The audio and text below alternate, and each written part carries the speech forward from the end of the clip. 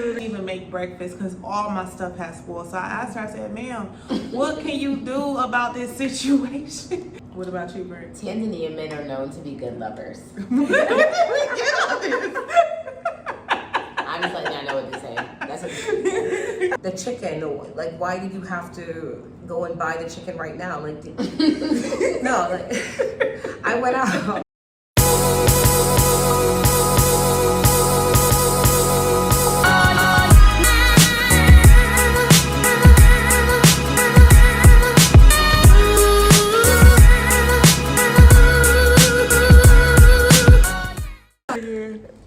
Hey you guys, welcome back to my channel. Today I have Brittany and Tamara with me, both African-American ladies here in Tanzania. Brittany is traveling here from Nairobi and Tamara has been living here in Tanzania for a little while. So I just wanted them to give you their take on their repatriation experience and just answer any questions you guys might have. So let's start. All right, so Brittany, tell me a little bit about yourself. How'd you end up in Nairobi? So I was at first rooted in Ghana, doing my thing in Ghana with my little man in Ghana, building a house, helping the kids, and then I could not find the job that I wanted in Ghana, and I got a good job offer in Kenya. So I was like, let's see what it's like out there.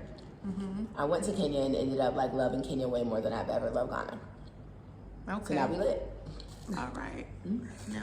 So I came here in 2020 with the family. It was my mom and my adult siblings, 3 of them, and we did like a 3 weeks tour in Tanzania, and loved it here because when I was over here, I had to still work while on vacation, and so I was like, oh, I can remote work. Internet's great. Okay. And then that's when I kind of started to plan when I got back to the U.S. In the middle of the pandemic, how to, actually move over here. And so here I am. Okay. And have you traveled to any other countries? I've been to Uganda and Tanzania. Okay. On top of Ghana and Kenya. I've only I've been to South Africa, Johannesburg, and I do plan to actually go back again because I want to do the Cape and Durban. So, but yeah, Okay. also beautiful, lovely country. You won't miss a thing if you're coming from America and you go over to South Africa. You won't miss anything. And how long have you been here? For 8 months. Yep, 8 months now. And how you like in Tanzania? Do you see yourself being here for permanently? I am here permanently. Currently, I'm just trying to figure out the immigration, system. Situation. You better get married, child. That Right, basically. let's speak that into existence. Yeah, no, that's it. That's basically it. I'm figuring out. I kind of haven't figured out for myself. I got to figure out for my mom and my other siblings who do want to come over here. Yeah. So Tanzania has the most, so far what I've heard, the most difficult visa immigration situation. Yeah, you have Kenya's worse than Tanzania. Really? Even if you're married in Kenya, that doesn't give you citizenship. Well, in Tanzania, you have to leave every 3 months, and that gets pricey, especially during this time, because you have to pay for a COVID test and your ticket back and forth. So it's the same thing in Kenya. It's the same thing, yeah. But in Kenya, if you get married to a Kenyan, you are not guaranteed citizenship. The same here too. You get 2 years tops. I mean, it probably depends on who you get as an immigration officer, honestly, because I actually just came from the immigration office today because I had to do an extension. They allow you to do, and so instead of stepping out, you can do 2 extensions, and I think the third one, you have to step out to extend it to another 3 months, but I was kind of behind, about 3 weeks behind, but I'm fortunate because I have my mom here, and they look at older women, they call it, they're just mamas here. You look at them differently here. Yes. So I was like, oh, I have to take my mama to, the doctor. Here's the note. And they said, okay, that's fine. Stamped it, and that was good. I got a Yeah, I got another extension. So, but that's the annoying part here. Like, Yeah, it's very great. annoying. You know, you're setting up your business here, but you gotta still step in and step out. And this applies for everybody because there were Chinese, Arabs, Indians, you know, Congolese, Nigerians. They're all there at that immigration office trying to, you know, figure it out too. Okay, so what about you? What's your visa experience been like in I came in, I had a sweet life because I'm on a work permit.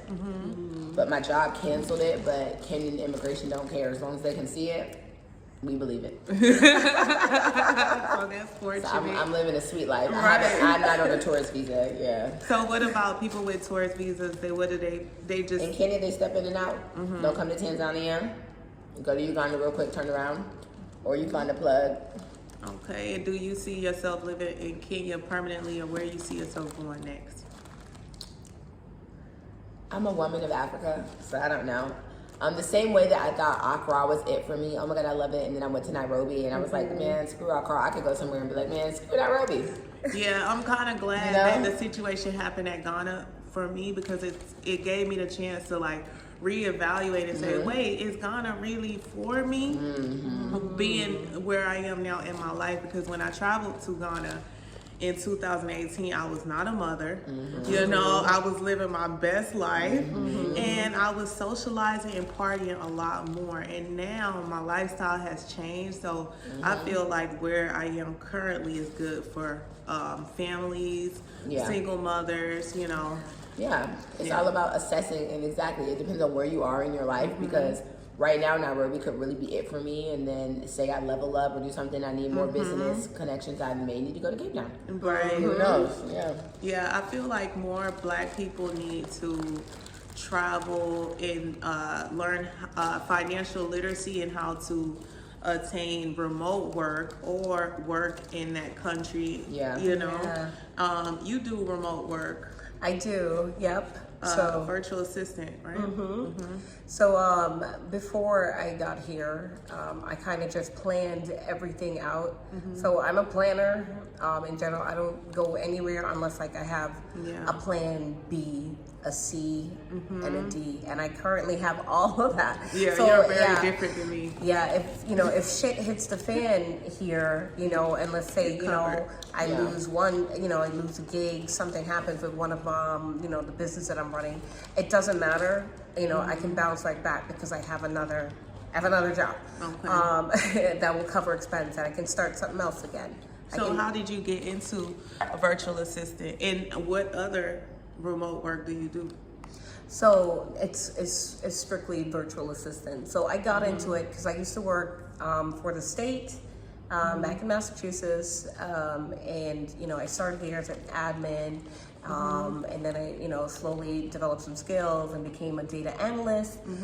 And you know, I worked that job for about 6 years. Got very sick doing it. Like my health deteriorated. I was having back issues. I was seeing a chiropractor 2 times a week. I was going through it. My, you know, and I'm just like, this is crazy. I'm 34 years old, and you know, like my health is falling apart, and I'm dealing with a lot of passive aggressiveness on the job because it's you know, predominant corporate America. It's a predominantly white space that I was in. So you know, promotions were never for me. It was for, you know, the white women. They just preferred to have them, you know, yes, I would do the work for them, you know, do their reports for them, but they needed that white face to present my work to others. So there was that situation, and you know, the straw, I guess, that broke the camel's back was just being, you know, blatantly being denied that promotion, and then being told not to, you know, don't lose it on the job because of, you know, what they did that day. You should have lost it. Right. I lost it another way. I just, you know, you did the political way. Yeah, I did it exactly. I did it the way where I knew I could get my money from them, collect my money for a year while working. I would have went the fuck off. I would have turned that motherfucker out. Swear to God. So, how would would you advise young people who want to come here and work remotely? What steps should they take to secure it? Find out what your skill set is. And if you don't have any skill set, you need to get some. And it doesn't mean going to college. Don't waste your time going to college unless you're, you're going to become like a doctor, lawyer, or you're going into tech. But even still with tech, you don't need college for that, because you can learn all of this literally on LinkedIn. LinkedIn. They have a lot of free courses. They teach you data analysts. They teach you, social media management. Another thing is SQL, SQL. You can do back-end computer work for that. Most of these skills, you only need to learn them probably for about 4 to 6 months. If you're really smart, less than that. And then you just put this stuff up on Indeed, you put up your skills on Fiverr.com, you put it up on just all the the platforms that's out there where there's people, companies, and individual businesses that need assistance. And your skill can be anything. It doesn't even have to be in tech. Or you're good at editing YouTube. People need that. You're good at posting images on Instagram. Companies, need that. Startup business, they need that. And yes, it's sometimes you'll probably just have one client, but you can scale up to how much you need. What you can manage. If you can only manage one client, you can manage 10, maybe you can manage 20. And that's, you scale it up how much you need, and you write down exactly what your price is going to be. You never, don't lowball yourself ever. But yes, that's basically a virtual assistant. And a virtual assistant too can work for a virtual assistant company, because there's many of them out there too, and you can find them also on Indeed and other, platforms. And then you can just work for yourself, and that's where you're selling your skills. Wow, that's very informative. Take notes. She just gave a lot of gems. Okay. Yeah. So I agree with what you said about not everyone needs to go to college. No. I wish I didn't go to college. Because I started making money in my 3rd year. It was 6 figures, just selling clothes, learning social media marketing. And me studying psychology did help me with knowing how to connect with a customer base and how people think and how to market certain things. So school is good to a certain extent, but I wish I would have just studied certain subjects that are attuned with my skills, align with my skills, and just go to a trade school or a creative school and learn how to, get this, how to perfect your skills and then make a business out of it. Yeah. So, yeah. I wish I would have taken that money that they were giving, the student loan money, pocketed it. I would have skill what I was buying hair weave, and then go ahead and get a house or a condo. It's crazy. They won't give loans regular anymore. To kids who are young. Yeah, exactly. But they'll give student loans. Yeah. So if let an 18-year-old go ask for a business loan. Yeah. So you gotta learn how to pimp the game and don't let the game use you. The game pimped me. Yeah, it pimped the hell out of me. It pimped me. But I had a sports scholarship for most of my college years, so But I wasted those financial aid checks. I should have invested into a hair business, because I've always been skilled at doing hair. I should have invested in selling clothes to my college peers during that time. But we giving the advice to young people now, don't waste your time going to college and following the same narrative as everyone else. But Brittany, what do you do for work, and what are you currently doing and hope to do in the future?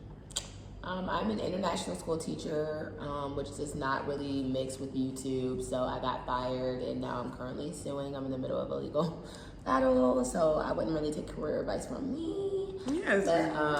But, how she's handling right it now, has been I'm impressive. trying to just go full throttle on YouTube, because I always tell people, a lot of people talk about moving to Africa, but not many do. So I feel like the 1% of Black people in the world who actually diaspora back to Africa. So I want y'all to watch. Yeah, and I think it's important for us to change the narrative, and that's why I wanted to have a sit down with women who think like me. And it's funny how we all cross paths, because Brittany is usually in Nairobi, and she's had her situation there, and she's traveled here, and we've aligned, and we really do think alike as far as repatriation goes and what we see for the future of Africa. And the same with her, as far as having knowledge on financial literacy and everything. Like, I feel like we all have something to offer you guys, and that's why I wanted to have a sit down, because we all have different views, but we see the same vision, so yeah. And what's the situation at your school now? Like, how are you going about that lawsuit? I'm just using them to teach me the lesson of, at the end of the day, if you gotta pay to play. If you don't write your own checks, you can't make your own rules. So this has motivated me to remember why entrepreneurship is so important. And then I had to ask myself, why am I working for a white man in Africa? Right. Yeah. I've never worked with white people or taught white kids until I moved to Africa. So do you feel the same way as she does with corporate in the U.S.? Oh yeah, I have been used and abused, mistreated, gaslighted, shamed, ostracized. Where I taught in Atlanta was all Black kids. I've only worked for Black women. Only. And your experience? I have never even worked for a Black man. Just Black as women. an administrator. Wow. Only Black women. Wow. So imagine going from that to like all white men. How was it? I mean, traumatic. Yeah. The jokes, I'm used to being able to say like, "Oh, my Black ass." Like, you can't. And I said that, and they were like, "Oh my God, why would you call someone Black ass?" And I'm like, "Oh my fucking God, you guys just don't get it." You know what I'm saying? Right. Like, yeah, literally, y'all just don't fucking get it. I can't even sit here and explain to you why. I got in trouble for saying Black ass Kenyans. And they were like, "That is highly offensive and racist to Kenyans," because I said it on my YouTube. Yeah. So I'm sitting here having to explain to a white man why me saying Black, it's just too much. So what I've learned is that was kind of blocking my experience that I wanted for myself coming to Africa. So maybe that's just the way that it is. But this has inspired me to work for myself, because I do wanna play. So I gotta learn how to pay. Right. Yeah, that's it. So what was your final straw where you said, okay, I need to move to Africa? I had so many final straws. Like, man, I mean, if my health wasn't one, because I did catch COVID too in the midst of planning my escape. And yes, I was living a comfortable life in America. Like, I had everything I need. All my needs were taken care of, but I was so sick. I was on medication for high blood pressure. I was seeing a chiropractor 2 times a week. Like my hormones were just like off the chain, like just trying to get that under control every month. So it was just like my life was just gonna be a life of medication. And I was going through, passive aggressiveness on the job constantly. And the last straw that, broke that was it. Was just, being denied promotion. So there's like a system where, I guess my boss forgot that I could log into the system and see, when things were getting uploaded and when it was getting taken offline, because I also did that work too with the hiring, and they put a promotion in that, I was going to apply for. They did it, and they put it up for the person that they wanted, and then they took it down within 30 minutes when they knew that I was in a meeting, and then hired that person, and they, the boss came and basically, told straight to my face, not to don't make a scene of it. But you Be know, an angry black woman. I'm knocking every fucking thing down on the way out. I swear to God. I didn't make a scene of it, but I took advantage of what I knew I could get out of them, which was a medical leave for a year based on my my health situation. And I know, okay, I have a year. Well, I gave myself 6 months, but I ended up catching COVID, so it ended up being a year till I could come back to Tanzania. So I was like, okay, I have a year. I have this money coming in. Let me hurry up and get myself together because I'm gonna need money coming in. Yeah. Let me get my mom retired. So awesome. I was doing all of that. Mama, I ain't retiring your black ass. Working job. I just put in all the paperwork and everything for her. I was like, okay, all right, we're going. We're gonna be out of here real soon. And that's how I acquired the the virtual assistant gigs. I put in so much. I ended up getting 3 of them. Yeah, but I couldn't manage it, so I had to I had to let go of one when I got here. So this is how I'm living here, and I didn't set a high budget either. Like everybody assumes you need $5,000 to $10,000. No, I set a small budget for myself as a single woman with no children. I said, okay, I just need 3,000 USD a month. Oh, that's pretty good over here. That was it. Girl, that living good. Yeah, 1,000 a month. Girl, you living better than people with kids. Exactly. That was it. I just set that small budget. I said I just need 3,000 USD coming in every month. It doesn't matter. Yeah, that's it. And then I went and got it. That was it. I said, okay, I need my living expense to be, covered. And my living expense to be covered. And when you do come, to Africa, everybody likes to say, oh, you pay 6 months. Don't give nobody 6 months of your money.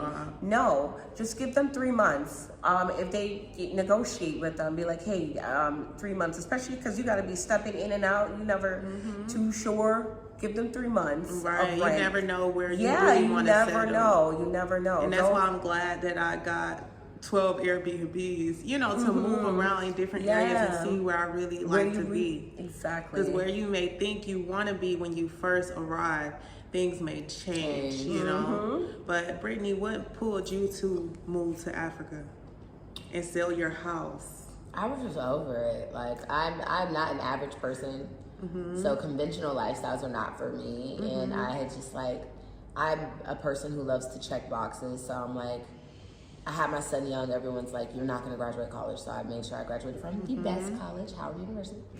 I got my master's. Then I got my specialist, like halfway to a doctor if you're a teacher. Then I bought my home, bought my car. So I'm like bored at this point, Yeah, because I've done it all. I've done everything that y'all said I couldn't do that I did. So I'm like going to work every day, and I'm like, this shit is lame. Like, it's not really what it's not giving what it's supposed to give. Right. So I at this time, my boyfriend and I, my Ghanaian boyfriend, we would go to Ghana and for Christmas and I was like, honestly, life is better over there. Like, fuck this. Like, because I didn't even want to come home. That's what I was like, that's how it was when I went there. I was like, when you're on that flight back, oh, child, this is right. Yes, I was like, you know what, girl? Why don't you just get a job and move to Africa? Yeah. I was like, if you can get hired in Atlanta, you can definitely get hired in Africa. Yeah. And honestly, coming out here, I had a big savings, like I told you, but that savings, if you don't make the right choices when you come out here, as far as canceling all your subscriptions, canceling everything that's taking money out of your account that you didn't even notice living in America, because America is such a rat race. You honestly, don't even remember you signed up for a certain subscription. The amount of money that I've made at ISK that I have not saved is disgusting.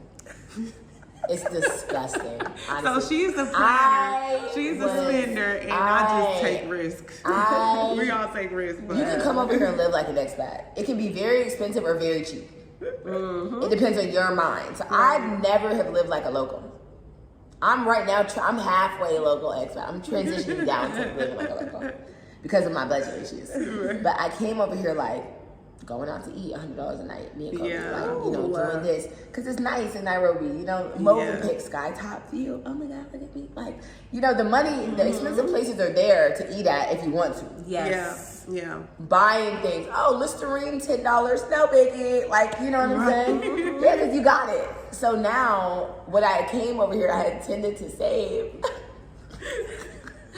I have nothing. Literally, nah, because you have to be very intentional. Yeah, like and her. you really have to give yourself, like, Brittany, I should have been like, this is $100 for Yeah, the week. exactly. Make it shake, not like, oh, blowing money. just No, blowing money. you cannot live like an expat. No, Yeah. I do the envelope system, but when I first got here, though, I was, you know, living like an expat. I was going to Shoppers, getting cereal because I love cereal, American cereal. Like, man, I had to. Girl, get the cereal here crusty. I know, but It's not giving what it's supposed to give. Chocolate but flakes is the hype. it's just one of the comfort foods that I really love. So I was like, let me pay for the cereal, and I'm like, why am I paying like almost $17 USD for cereal? Sometimes that's what it was translating to when I finally started, because it takes you a while. To realize. Yeah, 17 USD for a box of cereal. Oh, no. Ben and Jerry's is like $22. Yeah, man. For a tub of Ben and Jerry's. Yeah, so I had to learn to like, you know, It's not that serious. the local crema ice cream man for Right. 500 shillings. I was like, oh, I love these now. Right, yeah, because a lot I of love cornflakes. like they have some I don't potato eat- chips I don't that eat- taste just like Lay's. I You don't know, eat it's just a cereal natural, no more. more natural I don't taste. need it in my life. don't eat cereal either. Yeah, like there's a Yeah. lot of things I had to, you know, do away with, and it took me a while. I didn't come here like immediately knowing how to do this, and then now every month I pull all my money out. So, you know, money for myself, and then my mom, I pull her money out for the whole month. And I need I'm to like, be your mom. yeah, Yeah. I pull the whole thing out. You You know, treat sisters like that? Friends. I know you're just mad, but I'm not. yeah, No, and that's she's responsible. yeah, and I don't really have a choice. I have to be responsible Yeah, you because have I to. still, not only do I have bills here, I still have bills back in the U.S. because I didn't sell my home. Like, it's, you know, I'm renting it out, and I have my younger siblings. Like, they still, you know, they need assistance sometimes. Like, oh, you know, can you do this? Can you send this or whatever? So there's still little bills there that I still have to take care of too. But pull your money out when you're here. Your whole budget, pull it all out, put it in the envelope system, write it down. Okay, this is for my hair and my nails. This is for, you know, going out for coffee, because that's a habit that I didn't break. I still do my You coffee. got it? Oh, sorry. I'm so sorry. Sorry.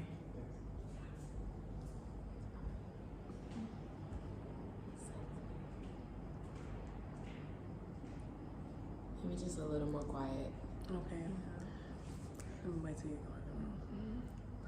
It's okay. I would never like do anything serious. I just like, yeah. I was just like, We can move it in another room if you want. Where? I think this one is open. Okay, yeah, let's go try this one there because I don't even want to hear it. I need another drink anyways. girl, I need a job. Relocation. Yeah, you guys, we had to relocate. She is the Colonizer owner intrusion. Just of this kidding. Airbnb that I'm at. I'm staying here, and she owns the Airbnb that I'm staying at. And there's another guest that we were keeping up with our voice, so we had to move in this room. Tell us, how did you get into owning this Airbnb?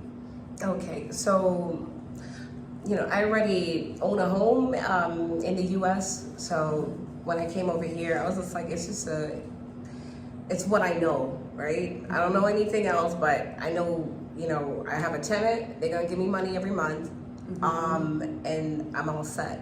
So I was like, it's gonna work the same over here, and it does.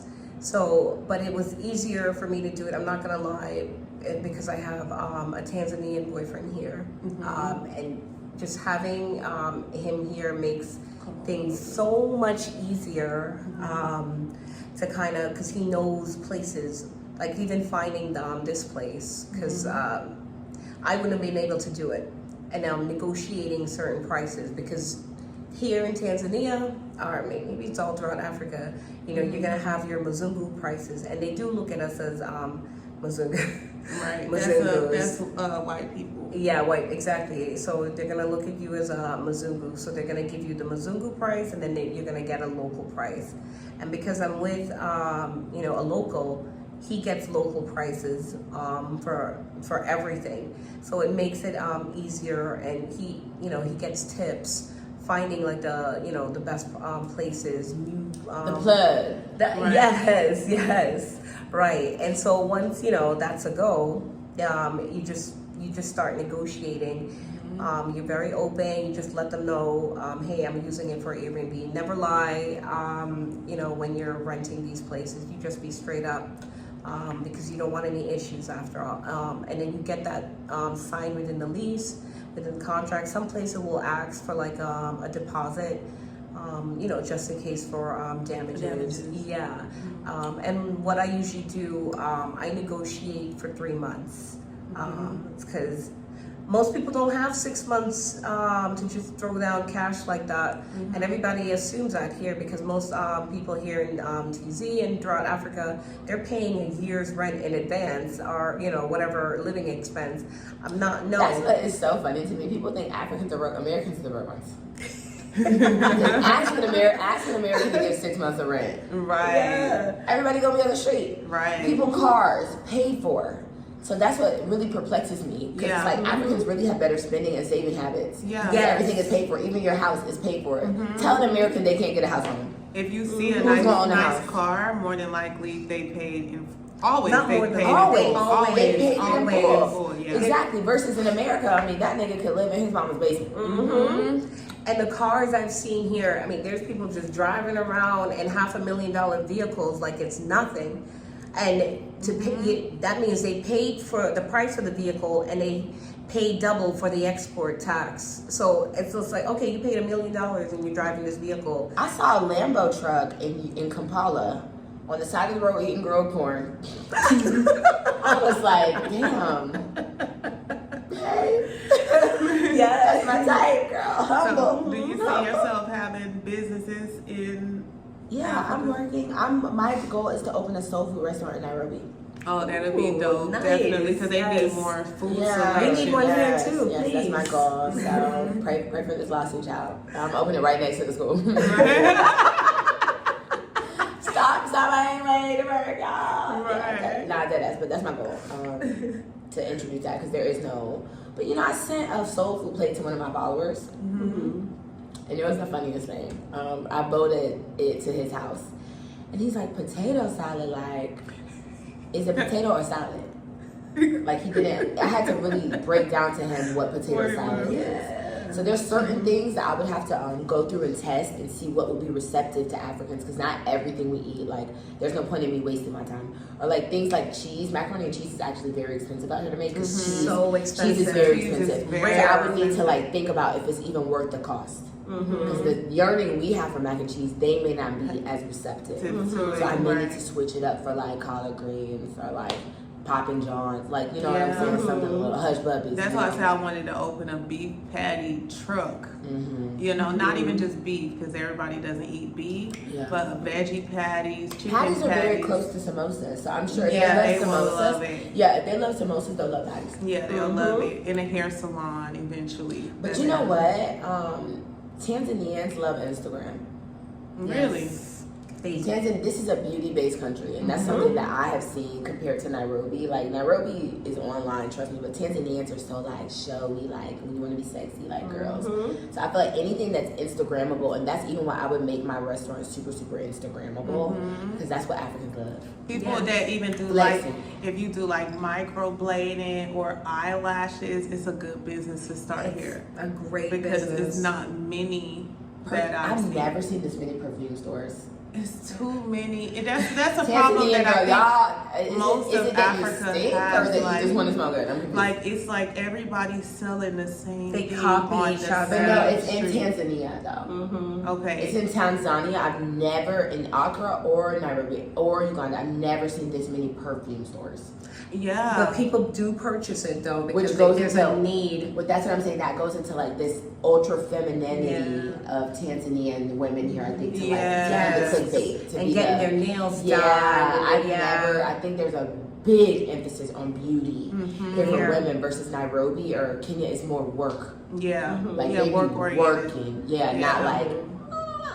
And I like that. Like I said earlier to you guys, I feel like we should focus on trying to make all of society like more of an interdependent society where women are focused on pursuing their passions, their education, and just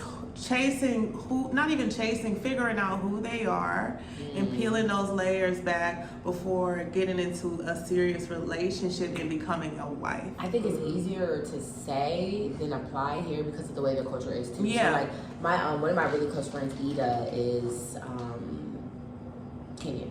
And she basically was just like, she'll look at me and be like, you don't even realize how blessed you are just to be born where you were born.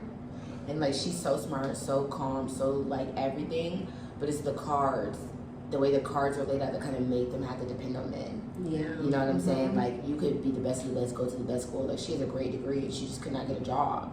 Yeah. Like, it's very hard for educated people to get a job in Kenya because there's a lack of access to real jobs in Africa. A lot of these Africans are overeducated. Very The much so. opportunities are not there. They're smarter than me. When I was in college, girl, when I was getting my master's, I could not take quadratic statistics. I don't know shit. I barely know algebra. That was my first interaction with Kenya because I found a Kenyan on Twitter to do my homework. Yeah. For the love. You know Yeah. what I'm saying? Because he was so overeducated and I don't know shit. But I know who has a degree. You know what Yeah. I'm saying? So I think that's a big part. The women, there's a lack of opportunities for women to really actualize themselves, which makes them have to be a pick-me or depending on this or, oh my God, me being on Instagram and getting money. That's how, like, because even when they try to do it the right way, sometimes it's not always favorable. Or like you said in Jamaica with colorism, where Yes. even if two people have the same degree, the light-skinned one is going to get it. So what does that leave the dark-skinned girl to do? Maybe have to rely on a man. You know, so that's one thing I hate about here. I feel like to put the problem in the forefront, there has to be a solution. And I remember talking to this Kenyan guy, and he was saying how they need to build better schools. But I think what we need to do is get rid of that past narrative and not open just the regular school. They should open more. Someone should come here and see the opportunity to open trade schools to teach people different skills instead of putting them in a position to have to look for a job. And the same goes in America. It should be more like that. But it's more opportunity for trade schools and to, you know, be able to study a I think here skill. it's more of a village teaching though, because it's like I know hella guys in Nairobi who do. They didn't go to trade school, but they know how to fix a car. You know, because the village system. So they may not be certified, but they know, you know, they didn't go to school, so they learned it on the street. Yeah. You know? So I don't know if institutionalizing trade school would be better, because then they would have to pay.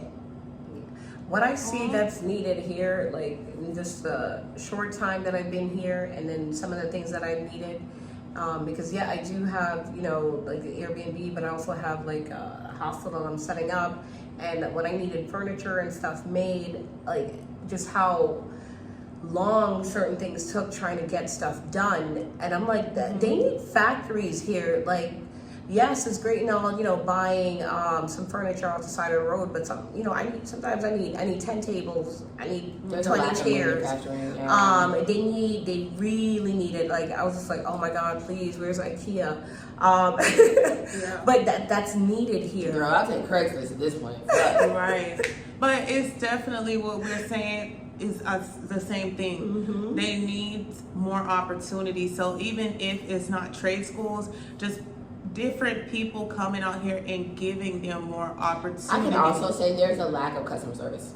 Yeah, people need to fill in these gaps, offer customer service, tutoring. Yeah. So when I get My grandma died. I've got to go to the village for 3 months. Yeah, they definitely need like that customer type of service. shit. Like, Yeah. it's so un-American. Customer service, and you know what You're it having is? beds made, and you know they gotta stop and go to a funeral for a week, and it's just like, did you really need a whole week? You know? I think what it is. I know, like Yeah. no, because it's just like you're not related to the person. Yes, I understand that, you know, you My live in the neighborhood. mailman's niece died. Like, literally, that's how Exactly. I Yeah. not even joking. You just need one day, you know, for mourning. You don't need a week, and I really need my beds. Yeah. So Like when I went to an Airbnb, it's just things like that. And the owner, I had just gotten there, and I put all my food in the fridge: beef, cheese, milk, anything that could spoil. And the fridge stopped working throughout the night while I was asleep. I woke up, couldn't even make breakfast because all my stuff had spoiled. So I asked her, I said, "Ma'am, what can you do about this situation?" Because in America, they would be like, "Okay, we'll refund you, you know, the amount of the money that you lost, we'll refund you." But I think what it is a lack of awareness. They don't have any awareness of how customer service is on the West, because they probably don't have the money or And resources to time. get there. Yeah, to get there and see what the competition is like. So it takes for people to step up, speak up about it, and offer training for them, because it's definitely needed. Yeah. So I get great customer service if I'm going to like a restaurant that's owned by Indian or Indian or an Arab, an These American, local spots, good luck even Chinese. getting your order. Yeah, like, Right. but so you know, I'm gonna get my coffee. It's gonna be cold. There's gonna be ice in it. Yeah, it's what I asked for, Yeah. and then some. And they're getting, you know, and it's Tanzanians working there, but they've been trained to, you know, to do proper customer service compared to when you have a Tanzanian run restaurant. They just need to learn and, you know, and teach their employees a little bit better about customer service. Yeah. You know, the chicken, like, why did you have to go and buy the chicken right now? Like, no, like, I went out on a date, right, with KD, my boyfriend, and so he took me to like the neighborhood restaurant, and so we went. You know, I was like, all right, cool. Let me get some chicken, cuckoo, and I'll get some you know, some plantains, right? And some salad at the side or whatever. Tell me how the guy had to be like, all right, hold on. He came out from on a dare, and I was like, where is he going? He went to go and buy the chicken. I was like, no, this is a restaurant, right? Like, yeah, he's just gonna buy the chicken. And I'm like, he had all day to buy the chicken. Why, like, nobody else comes to this restaurant? Everybody comes to the restaurant. They acting like they gotta go to Arusha to get Right. Yeah, that's Let me another tell thing. you the worst experience I had. I had rented an Airbnb, and as soon as I got there, do you know the person who, the host, he comes up to me drunk. Then he checks in my bags. He's slurring his words. He sits down on my bed at the end of the bed with his dirty clothes and starts talking to me like, "Ugh." And I'm just like, sir. Yeah, I said, sir, you making me uncomfortable. You gotta go. And he walked out, and I called out the, I told the lady, I said, this is unacceptable. And all this stuff, and the mirror fell off the wall. Just everything went wrong. The Wi-Fi stopped working. They had a power, they forgot to pay the bill. Just all this stuff, and I complained to the guy. I said, listen, this is unacceptable. And he said, I said, are you laughing? I said, are you laughing? I said, you might take your work as a joke, but this is not funny. I got students. And then he was just not faced. I said, ma'am, you got to give me a refund. Oh my God. This is, I'm going to complain to Airbnb. You have to speak up because what a lot of locals will tell you is, oh, y'all just complaining. Oh, but then you want all these, Matata. right, you want things to improve, but you don't want to speak up. Yes. Like, you have to know what your competition is like and what's expected of you. One of the people I interviewed told me that the Airbnb said they had Wi-Fi. So she got there, and it was their hotspot, and they were like, "Okay, girl, you got 15 minutes." She was like, "Are you fucking kidding?" Right. And they were like, "Nah, all I can give you is 15 minutes. Like, this is Wi-Fi." And she's like, "This is not Wi-Fi. This is your hotspot on your phone." Right. Yeah. And she was like, "I have a fucking job. Oh my God. Like, what is wrong with you?" Yeah, and don't have He was like, reliable "Come Wi-Fi. on, Mom, let me relax." Like, Right. It's like, no, Yeah. I can't relax. I have a Zoom meeting. This is serious. Exactly. Right. You know, Exactly. like her Wi-Fi had, when I came here, it wasn't working at the time, but it's clear they have Wi-Fi. So her hotspot was pretty freaking strong, and she told me she did Zoom meetings on there. So I was like, okay, it's working fine, it's fast, I could do with this. But she promised that the Wi-Fi would be fixed. When it did, and it was fixed, she kept her word. That's professionalism, you know, and it's because you're aware of what is A standard of expected, what excellence. standard Yes. is expected from people coming from all over the world. Kenyan Airbnbs are pretty lit. I mean, Nairobi, I feel like really is a cosmopolitan city. They're hip. Yeah. Yeah, they're real hip. So, I want to talk about something. Kevin Samuels. You guys have two different opinions. So, I want to start with you. What do you think about the effect he's had on Black women and Black culture? Well, when he first came out, because he came out when everybody was shut down, we were all kind of just watching YouTube because everybody's in the house, right? And so, you know, I had tuned in, and I was still in that headspace when he was talking about, oh, you know, height, weight, and dress size, and you're 35 and above, and you know, like this is the best you're gonna get. Limited. Limited. Basically, take what you can. You know, you're not gonna get any decent guy. And I was like, oh my God, maybe he's right. Until I got over here, you know, to Africa, and I'm like, this is crazy. I can't believe, you know, I was actually even tuned in to that, and the energy. You know, I say this all the time, and this is why I always put out good energy. You know, I put out really every day, and I work on myself every day. I script, I journal every day, and I put out positive energy because I want good things to happen in my life. The energy that he was putting out is the energy that he got back After he was dead. That's that. Yes, and you know, I'm a little spiritual too. So, and I look at it as this is a time where when you manifest things right now.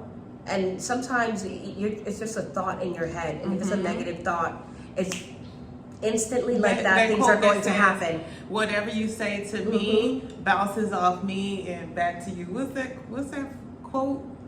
Whatever you. I'm rubber and you're you glue. whatever it sticks to Right. you. Yeah. Yes. So the energy that he was putting out, and it was a lot of negative energy, and you know, teaching, you know, people his mindset, whatever he went through, you know, grew up, his trauma, it was being projected, and a lot of Black women, Black men tuned into it. Guidance. Yes, tuned into it. And I think I had my mom watch him one time, and she was like, I know, she was like, what is this? Why is he telling these young guys this? And he was just interviewing Black young men who was in college, and he was just like, oh, you're lazy, you're about. She's like, why is he telling these people these things? You know, like that young kid is in college, has a part-time job, and he's at home, you know, in his parents' house. That's okay. You know, you don't have to be out there and struggle. You always assume, like, just because you know, you're a Black guy or a young Black person, you need to be out there working it. Absolutely not. You know, figure yourself out. It's okay to have a home space, because I've been in, you know, the white workspace, and all of their kids were comfortably at home or their place was already paid for. Their lifestyle is different. They'll push out that, go live on your own thing, but what they're not telling you but is... in Jamaican households, they're not telling you that white child, their parents bought them that condo that they're living in, it's paid for, or that they're living in for free in their grandparents' house that they inherited. So there's different things. So telling, a young guy, you need to do this, and this, and everything is just all based off of money, is misguided.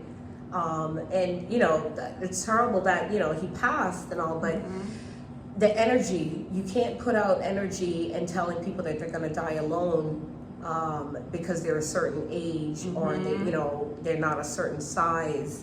And that energy it stinks, and it just needs to stop. And so you feel like women here who are full-size women have a better chance at finding high-earning, loving men here, high-value men? Guys here are there's different sizes of women all throughout Africa, and I've seen them slim, thick.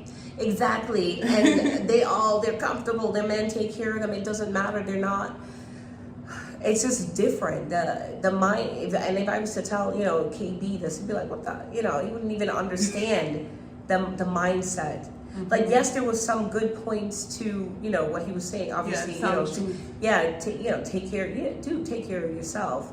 But there was way too much tearing down of Black women that I saw. And why I was like, I can't tune into any of this because this is very negative. Killing my spirit. Yeah, it's very negative, and I don't know where all that energy is going, and why the need to tear down Black women. But I'm just saying, anybody that's doing it, just be careful because things come right back to you, especially during this time right now. Because it's like you're wishing that on us. Yeah, but it bounced right back onto, like even the whole 35 and single, like, firstly, my parents told me to go after my education. I wasn't raised to like go find a man, settle down as quickly as you can. Like, I was taught the opposite. So I didn't really start dating until like 22, 23. So I'm a late bloomer. That's why I have my daughter at 34, where a lot of my friends had their first child like in their 20s. So me settling down, firstly, through relationships, you learn more about yourself and what it is that you want. So you have to go through that process before you settle down. Just don't settle down just because you've reached a certain age. It's just very small-minded views that he had at times. Even though some of the views or his, some of the things he said were true, but it's very few things that I've seen that I could resonate with. So what do you think about Kevin? I think at the end of the day, people don't realize, like, the same way some rappers may rap, fuck bitches, get money, it's for sales, right? You may have grown past that, but your audience isn't buying your new material, so you gotta tune in with what is gonna make you money. So for me, from what I saw from him, at the end of the day, his intentions was to help women. I think that he got wrapped up in what was popular and why do women keep calling? That's another thing. So he started off his YouTube. If you followed him for a while, he started off on a different note. And it was not getting him views. So at the end of the day, as an entertainer, you're going to do what people like. So even Cardi B was like, I'm tired of rapping about shaking my ass. I'm a mom now, but that's what bitches want to hear. They want to hear about shaking ass. They don't want to hear about my babies. So what is she going to do? Keep rapping about shaking ass. You know what I'm saying? But you feel like he paid a price? I feel like he paid a price, but I feel like, he's had health issues, and he talks about that in one of his interviews. He overcame cancer. He's had health issues for a while. So I don't want to say it was karma, because honestly, a lot of the things that he was saying is true. It is difficult as a Black woman sometimes. It is difficult if you're overweight. It is difficult. It's more, I think his main point was, and that's where people get lost, he wasn't saying you're never going to find somebody. He was saying what you're looking for is not what you're equal to.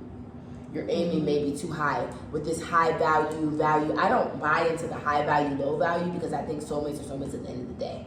But I do think the point he was saying was we're all raised into this like city girl culture right now. Like if he don't have 100,000 like me and he ain't doing this like me, then I don't want him. Like he's not useful to me. Like a lot of us would not appreciate the humble. Like you're humble, you're chill. Like do you know what I'm saying? Some people maybe like, I don't want an African nigga unless he a millionaire. Like do you know what I'm saying? Yeah, you and I know those are the type of girls that call his line word insecure, seem to not have fathers or any type of real guidance. Exactly. You know, so what they're looking for is different, and what they align with is different. Yeah, so he was giving them advice based on where they were in his life. I just wish he would have given people more solutions, you know, like I think that he just was because sometimes he would just be like the right message, the hard messenger, because a lot of the stuff he was saying was true. Even with white men who come here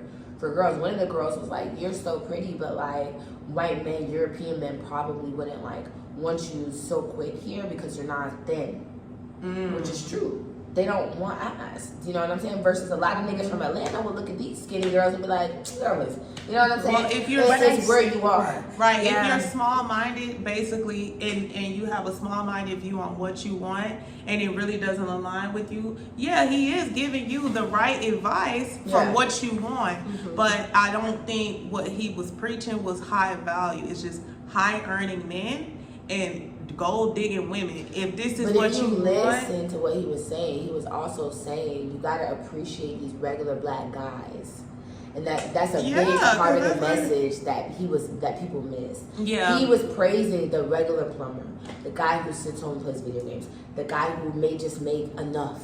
You know, just enough. He's not a super baller, but he was basically saying women. He was saying he feels like black women are all aiming for this high earning. Blah blah blah, and we're not all gonna get that because we're not all equal to what they want. Yeah, and so real women of value don't want that. Just high earning. I would say honestly, most bitches I know, I want a nigga with money. None of my friends are like okay with like, oh, he's a plumber. I'm not saying that. Yes, none of my friends. I can pull up 7 group chats, and they're like, this broke nigga. Like, you know what I'm saying? I mean, all women want every stability. day. All women want stability, but it has to be other things that once I've grown to realize, like, okay, money alone is not going to do it for me. I need an actual man of value. Like, you have to have a lot of character as well with that money. So would you date a guy who makes $20,000 a year in America? The type of man, the character that I like in a man, he would never make $20,000 a year in America. I'm asking though, say he was a hard worker and things just did not like. But if you align with me, I'm not a hard worker. I'm a smart worker. So. But that's Kevin's point though. That's what I'm saying. So it's like you're kind of maneuvering around. No, like he was saying, what about the average guys? I'm not average. But the women who did call his phone, they had an average mindset. And I think they were looking for guidance on how to improve their mindset. That's what they should have been looking for. But they thought, you know, calling him and getting validation on what type of man will choose you. Yeah, he gave his opinion and they call because what insecure people do is they want to validate that insecurity. So it makes no sense to a rational person. It's a cycle of self-abuse. Yeah, it's just a cycle of self-abuse. I don't know if he's aware of that. Like you said, he was just doing what he could do to make the views. But it became toxic. It looked toxic to me, and it. You know, if you have other nationalities tuning in, it became like, you know, everybody's laughing at black women. I think also it's the snippet culture. Because if you really watch a lot of his stuff, he would say, like, I love black women. And he would literally say, I love black women. I want you guys to love black men. Well, I feel like some of the stuff he said and what he did didn't align. No. I think his snippet culture is money. At the end of the day, is what people click on. Clickbait, money. At the end of the day, people want money. So if I'm doing something like I told you the other day, I did not always do interviews. Yeah. I was doing like how-tos, do this, buy things too, and it wasn't working. It wasn't picking up. Yeah. I did one interview, bam, everyone loved it. But the only difference is creating value for people. And what I'm saying is, I don't feel like, maybe he thought he was providing value, but for black men and black women, but I think he misguided both sides most of the time. And yeah, some of his things, that's his opinion. You know, we are all going to state our opinion, and we're going to go with what works when he's fine a living out of making it. But sometimes, you know, you got to watch your undertone and the energy that you're putting out there.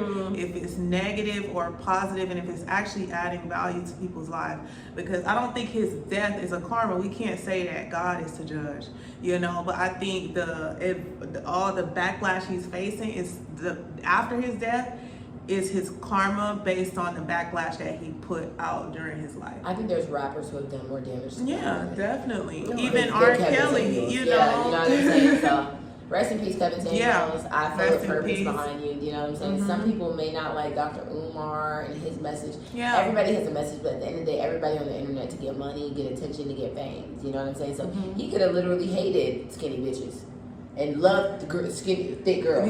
But he's going to play that role for the internet. For a check. You know? So all I can say is toxic. Take that into account. You know, what is this person doing it for? Is it really going to help you, or are they doing it because it works? But then there's men like Steve Harvey who are just giving the dumbest love advice. That is never gonna find it. It's nice, but he's never. Oh yeah, if he doesn't want you, fuck him, girl. You perfect. You're never gonna find a man. And a woman you know what I'm should saying? never think like a man. Exactly. So that's what I'm saying. Like, the lesson Steve Harvey is nice. Think like a man. Oh, just take you what bad, you can girl. take. Yeah, but take what you could take from each individual. It don't make this person your daddy and your mommy in your head and just live by. That's my point. I'm not calling Kevin Samuels for love advice because you're a dumbass. So you know what I'm saying? It's entertaining. But at the end of the day, I know that everybody doesn't think, and that's the problem with the internet. We want to sign into this monolithic thinking. Black men do this. No, not all black men do this. Some black men like skinny, some like this, some like short, some like that's tall. why I didn't like the message. You can have the richest black man who wants the fattest black girl. So, in your situation, how did you meet your boyfriend, and what does he feel about size? I know you said that he doesn't care, like, it's his preference. I don't think you're big. No. He says the same thing too. And he likes women with some meat on them. He said that's always what he's dated, you know, who he's dated. That's it.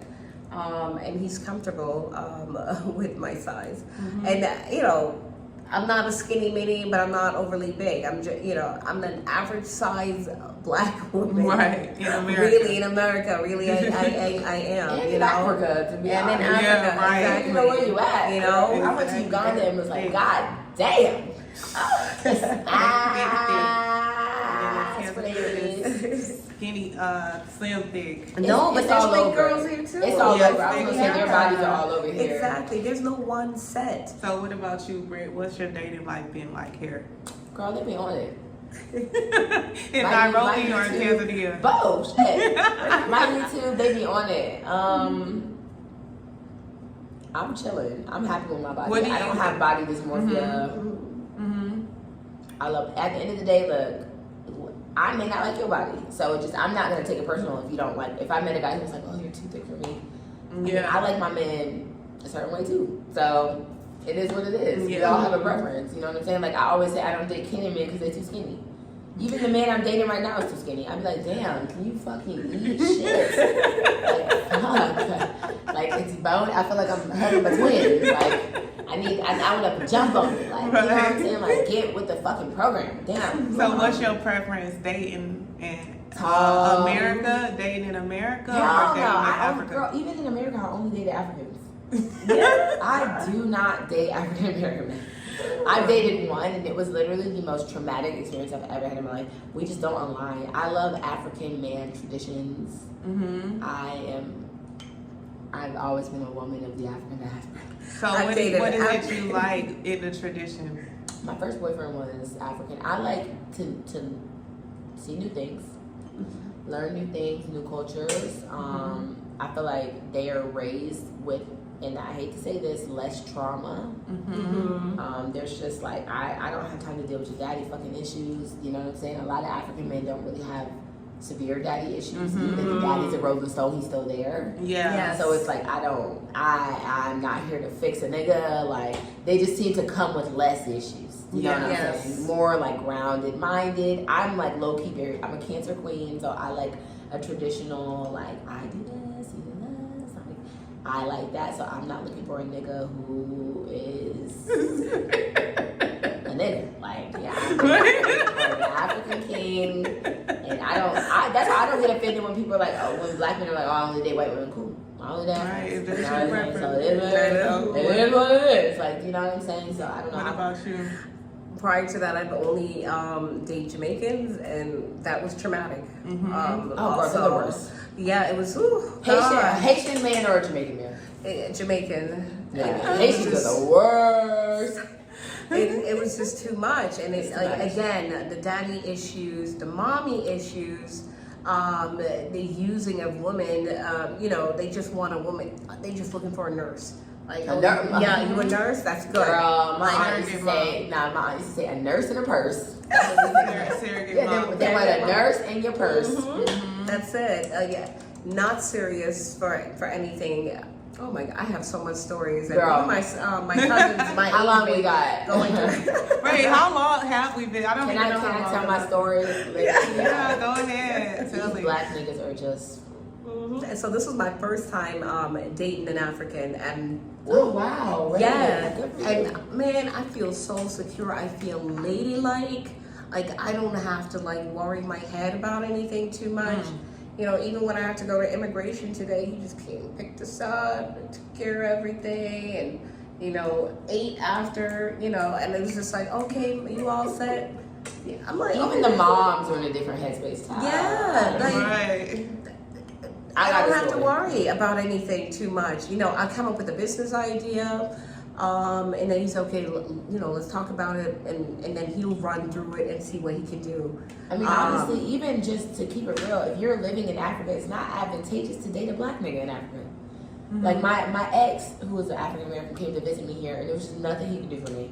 He didn't want to go to East. He's like, oh my God, like, this is ghetto. Because I just told him, I was like, listen, we about to go to Eastleigh. I was like, we about to go to Eastleigh and Nairobi. Like, tuck your chain. So I was like, just tuck your chain, And he was like, if I gotta tuck my chain, why we need to go there? And I was like, it's nice. Like, it's just a good cultural experience. I'm just telling you to tuck your chain just because, And he was like, I don't feel comfortable. So I'm like, yo, I don't have time for this. Like, you know what I'm saying? You're just not, you're a heavyweight. Right. Yeah. You're a heavyweight at this point. So Right. if you're a woman living in Africa, I wouldn't even waste my time dating a black nigga in Africa. Right. Just be with Africa. Yeah. So, I mean, I don't have any experiences. Like I told you, all I've dated here is young guys. I've met young guys. Street boys. But regardless, like, they've never made me feel like, I would have needed for anything. If I have bags around, they pick up all the bags. I don't have to. They are Very home bad. trained more. Yeah. Us, even my own son, I've been looking at him like, what is wrong with you? Right. He don't pick up bags. He's lazy. It's actually coming from America at New York. I'm at the airport and I'm outside, the guy's sleeping, and I'm like, the Uber driver had to leave, but he waited around just to see if I was okay.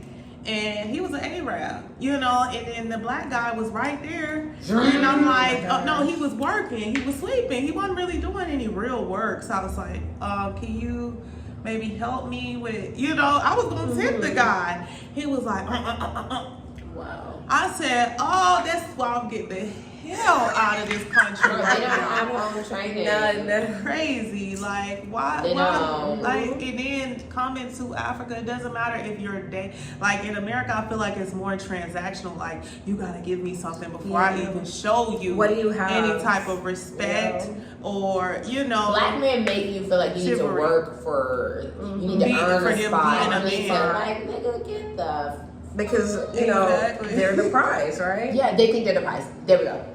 Right. You hit it on, they think they're the prize. Exactly. And it all comes with that red pill. You play stupid Yeah. games. Right. Play stupid games, you win stupid prizes. Yeah. Exactly. African Americans. Just kidding. Just kidding. Okay, so I mean, what do you see the future here for you guys?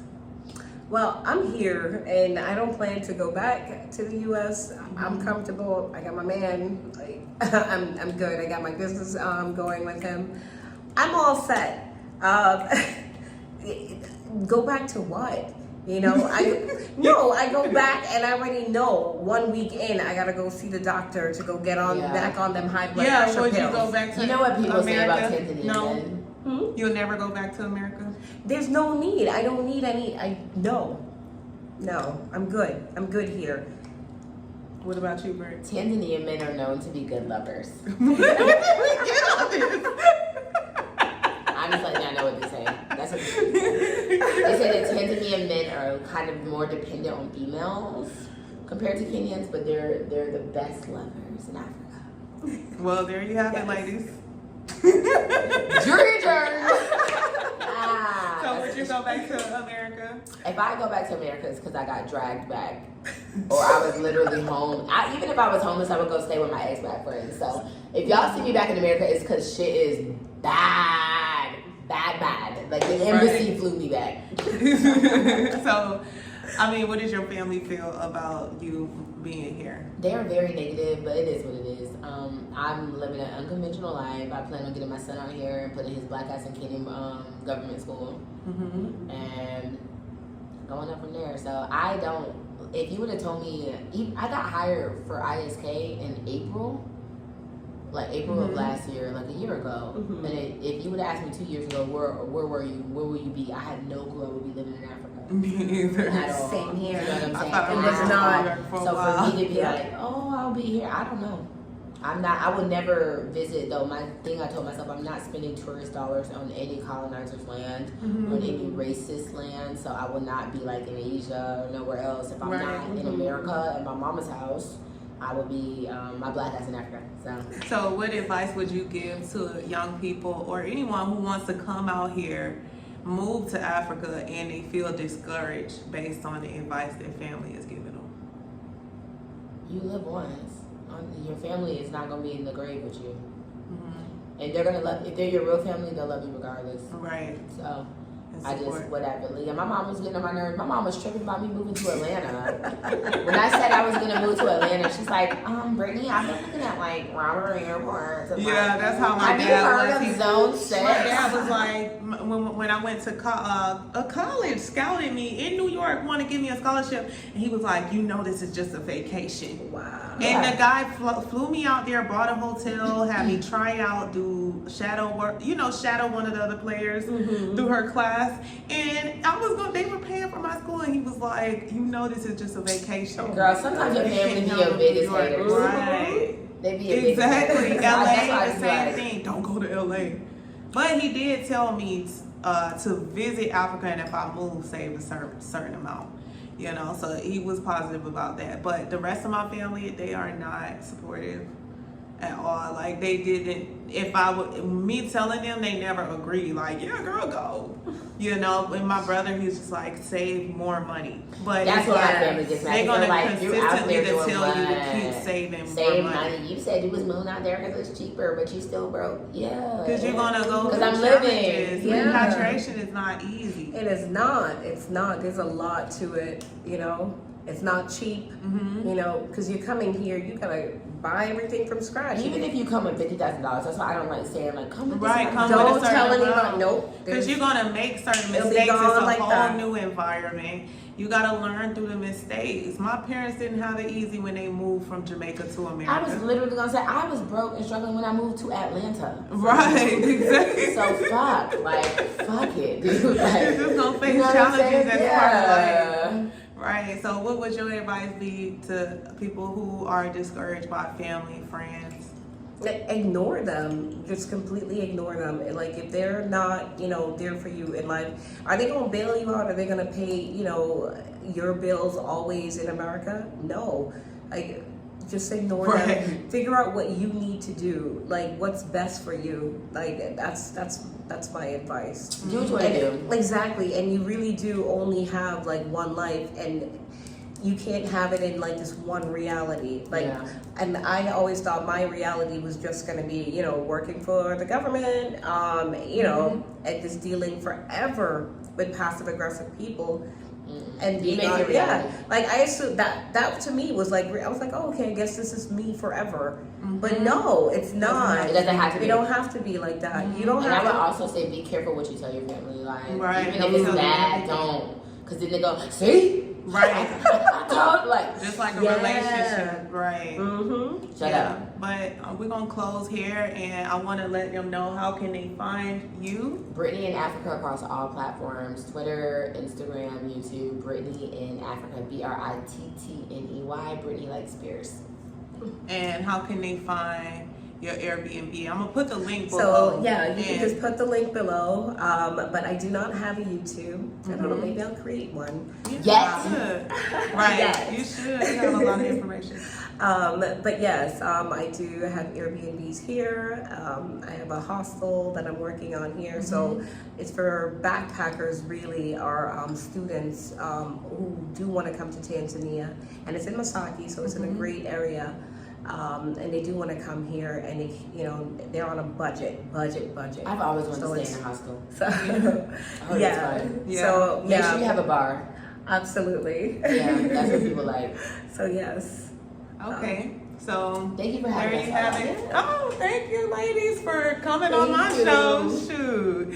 Hey, connections. It's all about connections. I wanted lit. to tell you, you know, show you guys different stories and how, you know, we're able to repatriate here in Africa. It's not always going to be easy, but if it's worth it to you, just make the jump, take the risk, and ignore the naysayers. And And it's easy to build community. yeah, it's very easy You know, to build so, a I community. mean, look at us.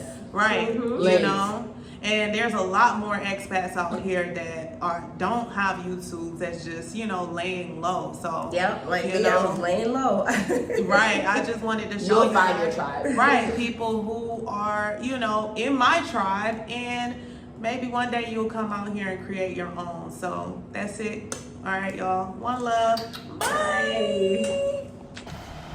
Before you go, please check out Tamara's property.